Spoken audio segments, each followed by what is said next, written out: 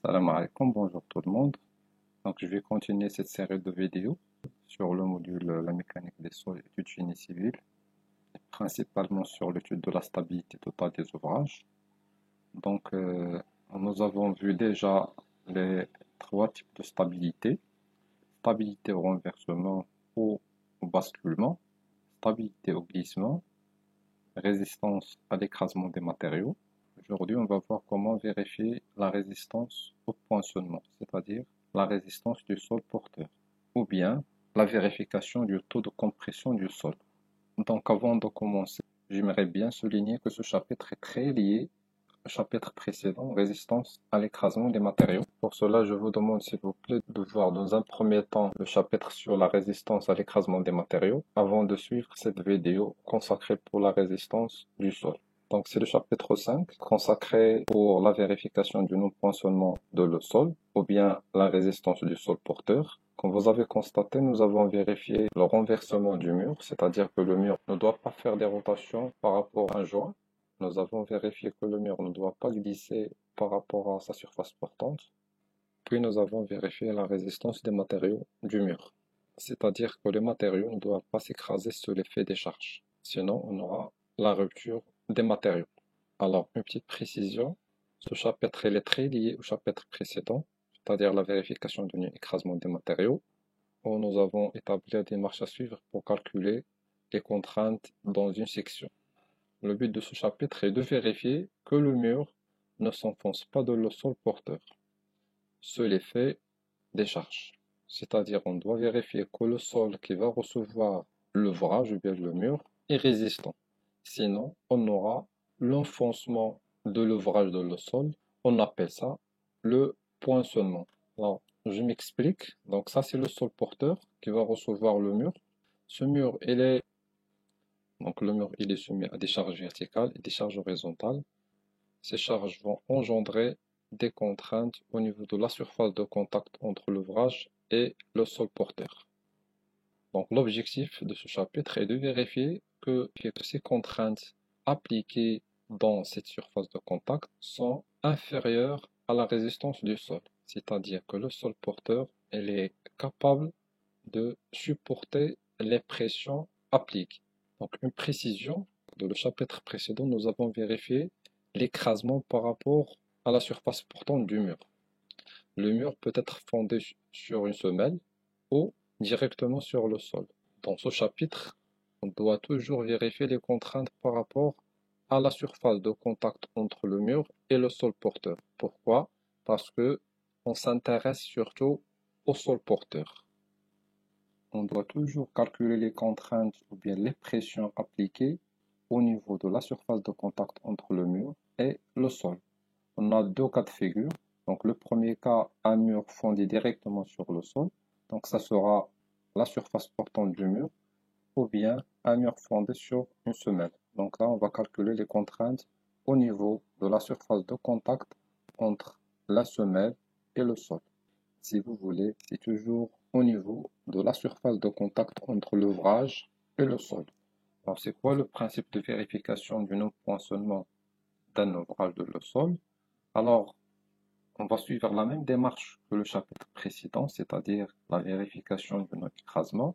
Donc, on calculera dans un premier temps la contrainte maximale appliquée sur le sol porteur. C'est la pression appliquée sur le sol.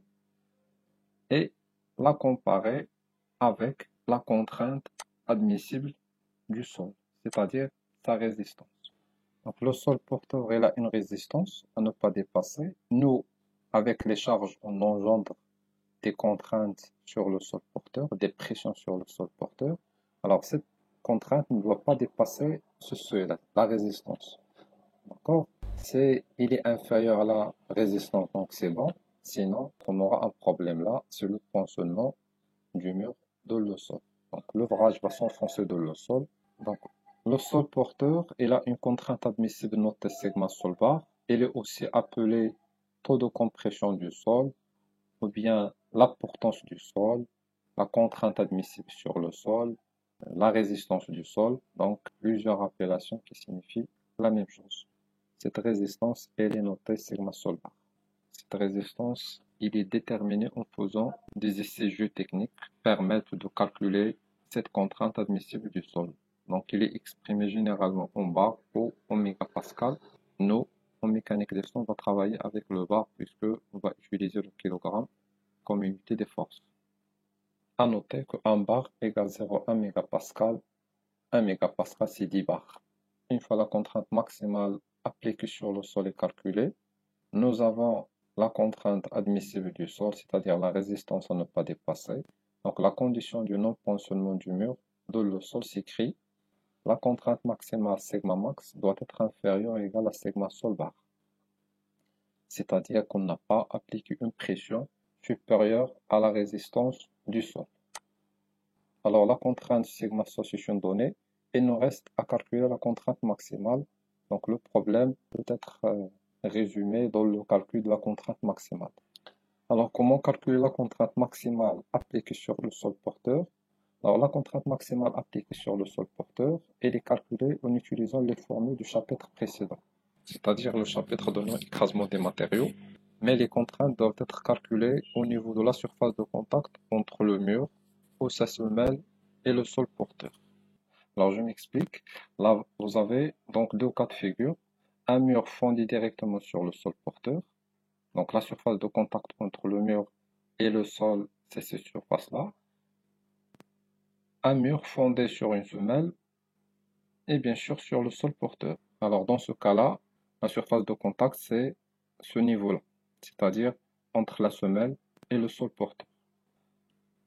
Donc on calcule toujours les contraintes dans les points A et B, c'est-à-dire dans ce point-là, A et B, ou bien A et B selon le cas.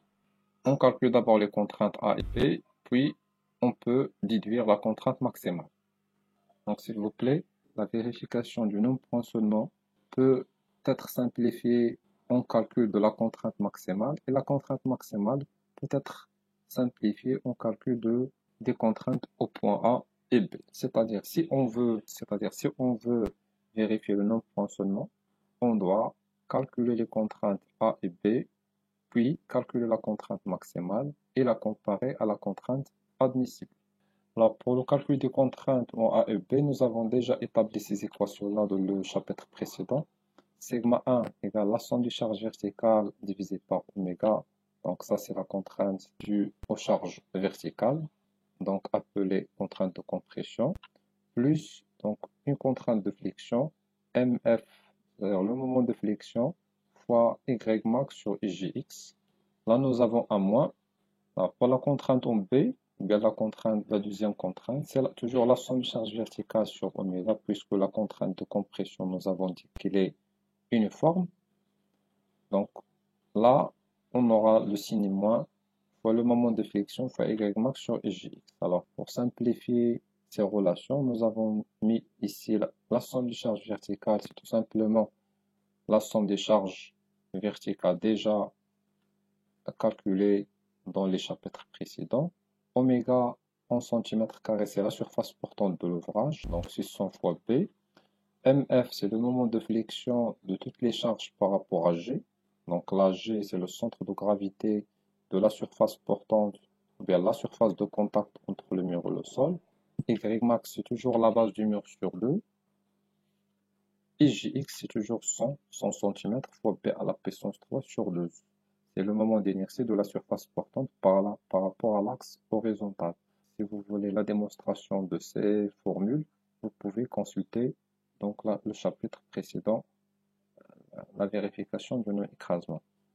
À préciser toujours que ces contraintes doivent être calculées au niveau de la surface de contact entre l'ouvrage et le sol porteur. Une fois les contraintes en point A et B sont calculées, on peut calculer ce qu'on appelle la contrainte maximale. Cette contrainte, elle est notée sigma 3 sur 4. On va voir pourquoi. Une précision s'il vous plaît. Donc pour vérifier le taux de compression du sol porteur sigma sol bar, on ne tiendra en considération que les contraintes de compression, puisqu'il s'agit de la compression appliquée sur le sol. Donc on compare la compression à la compression. Donc le sol, il a une résistance à la compression ou bien une contrainte de compression admissible. Alors, comment calculer la contrainte maximale? Donc, une fois le diagramme des contraintes est tracé, on peut déduire la contrainte maximale en utilisant les formules suivantes. Donc, deux cas de figure à distinguer. Donc, dans le chapitre précédent, nous avons vu qu'on peut avoir trois cas de figure, soit un diagramme trapézoïdal, soit un diagramme triangulaire, c'est-à-dire la contrainte nulle en point B, soit un diagramme de triangle, c'est-à-dire on aura compression ici, traction. Alors, puisqu'on ne tiendra compte que des contraintes de compression, donc on aura toujours la contrainte en point A positive et la contrainte en B, donc soit elle peut être positive ou bien négative, c'est-à-dire on ne doit pas la prendre en considération. Donc dans le premier cas, si vous avez un diagramme trapézoïdal ou triangulaire, la contrainte maximale c'est sigma 3 sur 4, ou bien la contrainte maximale. Pourquoi il est appelé 3 sur 4? Parce que on va pondérer la contrainte maximale avec un coefficient 3 et la deuxième contrainte avec un coefficient 1. Donc la contrainte s'exprime par la formule suivante, 3 fois sigma 1 plus sigma 2 divisé par 4. D'accord? Donc sigma 1 et sigma 2 seront en barre, donc sigma max sera aussi en barre. Dans le deuxième cas, si la contrainte 2 est négative, donc sigma max sera calculé en fonction de la contrainte positive, c'est-à-dire la contrainte A, donc c'est 3 fois sigma 1 sur 4. Vous remarquez là que nous avons toujours un rapport 3 sur 4 entre la contrainte maximale et la contrainte en point A. Donc vous avez donc deux cas de figure. Donc soit la contrainte maximale elle est égale à 3 sigma 1 plus sigma 2 sur 4, soit sigma max elle est égale à 3 sigma 1 sur 4. Une fois la contrainte maximale est calculée, donc la condition de résistance au poinçonnement s'écrit sigma max qui est égal à sigma 3 sur 4 doit être inférieur à sigma sol. Donc pour comprendre cette démarche et ces formules, on va faire un exemple d'application. Donc on se propose de vérifier la résistance au poinçonnement du sol porteur d'un mur de soutènement. Donc ce mur il sera conçu pour retenir des terres sableuses, il est en béton armé. Donc le sol porteur a une contrainte admissible égale à 3 bar. Donc la contrainte admissible sur le sol, c'est 3 bar, c'est-à-dire on ne doit pas dépasser une pression de 3 bar pour ne pas avoir le poinçonnement dans le sol porteur. Donc voilà la coupe verticale du mur. C'est un mur de soutènement conçu pour retenir des terres sableuses caractérisées par leur poids volumique 1600 kg par mètre cube et un angle de frottement 35 degrés. Ce mur il a les caractéristiques géométriques suivantes. Pour l'épaisseur du mur, donc c'est 1,2. Sa hauteur est de 3 mètres. Pour la hauteur de la semelle, c'est 0,3 mètres. Alors la largeur de la semelle, c'est 2,1 mètres. Donc le patin de la semelle, c'est 0,4 mètres. Et le talon, il est de 0,5 mètres. La hauteur totale des terres à retenir, elle est de 3,3 mètres. Donc le béton armé constituant le mur, il a un poids volumique égal à 2500 kg par mètre cube. Les contraintes maximales seront calculées au niveau de la surface portante de la semelle, c'est-à-dire la surface de contact entre l'ouvrage et le sol porteur, donc c'est-à-dire ces surfaces-là. Donc cette surface portante elle est caractérisée par les dimensions suivantes, donc c'est 2,1 mètres et 1 mètre, puisqu'on fait les calculs pour 1 mètre. Donc cette surface portante elle a un centre de gravité G par rapport auquel on va calculer les contraintes maximales. Donc puisqu'il s'agit d'un mur en béton armé, donc l'ensemble à étudier c'est le mur plus semelle. Alors on va commencer par l'inventaire des charges. Donc ça c'est un mur en béton armé, donc il sera soumis à son poids propre, P mur. Il sera soumis au poids de la semelle, donc P semelle. Il sera soumis à la poussée des terres, P terre, et aussi au poids des terres sur le talon de la semelle, noté P terre sur semelle. Alors pour les distances par rapport à G, on peut les déterminer facilement. Donc ça c'est 0,05. Alors le poids des terres par rapport à G, donc c'est 1,1. La distance entre P terre sur semelle et G, c'est 0,8. bien sûr, le poids de la semelle il passe par G. Donc la distance entre P semelle et G égale 0. Je rappelle que pour déterminer ces distances, je vous ai déjà donné l'astuce. On calcule les distances par rapport à A, puis on en déduit donc la largeur sur 2. Je m'explique. Donc par exemple, ça c'est le poids du mur. Cette distance-là c'est 0,6. Cette distance-là c'est 0,4. 0,4 plus 0,6 ça fait 1 mètre. Donc cette distance-là c'est 2,1 divisé par 2, ça fait 1,05. Donc pour déterminer cette distance-là, il suffit de mettre donc 1,05 moins 1 mètre, ça fait 0,05. La même chose pour les autres charges verticales. Donc la règle générale c'est quoi? Donc pour calculer la distance par rapport à G, donc c'est tout simplement la valeur absolue de la distance par rapport à A. Nous avons l'habitude de calculer moins la base sur 2, c'est-à-dire cette base-là sur 2. Donc on peut faire la même chose pour les autres charges pour déterminer ces distances-là représentées sur le schéma de calcul. Donc pour calculer contrainte maximale, on va utiliser la feuille de calcul. Donc on commence par l'inventaire des charges. Donc nous avons donc P mur c'est 2500 fois le volume du mur, donc c'est 1,2 fois 3 fois 1. Le poids de la semelle, donc c'est 2500 fois 2,1 fois 0,3 fois 1. Le poids des terres sur semelle, donc c'est 1600 fois le talent 0,5 fois 3 fois 1. La poussée des terres, elle est calculée par le coefficient de la poussée Kp, calculé fois 1600 son poids volumique, fois 3,3 au carré fois 1 sur 2. C'est-à-dire Kp fois delta fois h au carré sur 2 fois 1. Cette charge-là, elle est appliquée h sur 3 du point P. Donc 3,3 divisé par 3, ça fait 1,1 mètre. Une petite précision s'il vous plaît. Donc la poussée de terre sera calculée sur la base de 3,3 parce que cette terre sableuse pousse et le mur et la semelle. Donc en faisant l'application numérique, donc on va trouver donc ces valeurs-là. Les distances par rapport à G ils sont déjà déterminées et représentées sur le schéma de calcul. Donc là, on peut calculer le moment, c'est la charge fois la distance. Donc on appelle ça 1, ça c'est 2. Donc le moment, c'est tout simplement 1 fois 2. Donc on va trouver les valeurs numériques suivantes. Alors pour le signe, on va considérer le moment positif s'étant à faire tourner au sens inverse des aiguilles d'une montre. Donc là c'est plus, ça c'est moins. Donc pour le poids de la semelle, elle est nulle parce que ce poids elle passe par G. Alors pour Peter, donc il est appliqué ici donc dans ce sens-là, donc il est positif.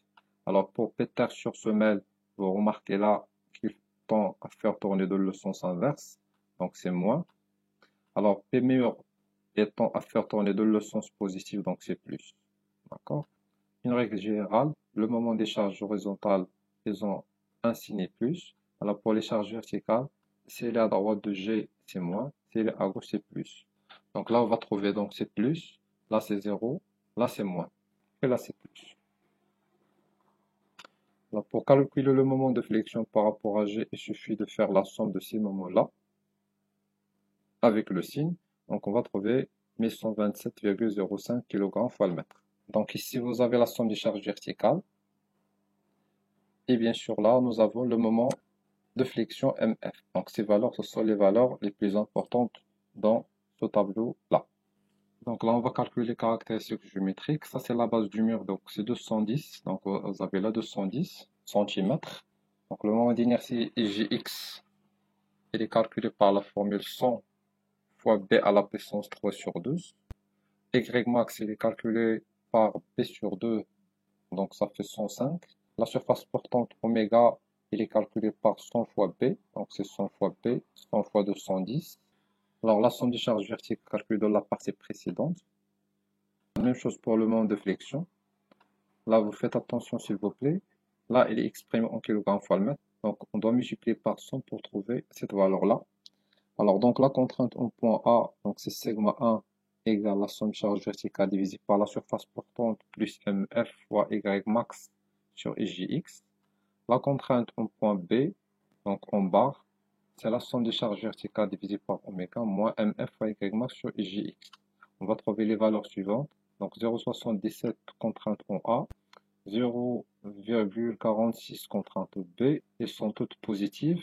Donc la contrainte maximale sigma max ou bien sigma 3 sur 4, c'est 3 sigma 1 plus sigma 2 divisé par 4. On va trouver presque 0,7 bar comme contrainte maximale. Alors pour la vérification, nous avons la contrainte maximale qu'on a appliquée, c'est-à-dire 0,7 bar. Il est nettement inférieur à la contrainte admissible du sol 3 bars, c'est-à-dire qu'on n'a pas dépassé les 3 bars admises sur le sol, donc la condition, il est vérifié. Donc voilà, c'est un exemple type. C'est simple, avec la feuille de calcul aussi, on trouve les formules à utiliser. Merci pour votre attention. Donc merci pour votre attention. On se retrouvera dans une prochaine vidéo, Inch'Allah. Merci pour votre attention. Bon courage.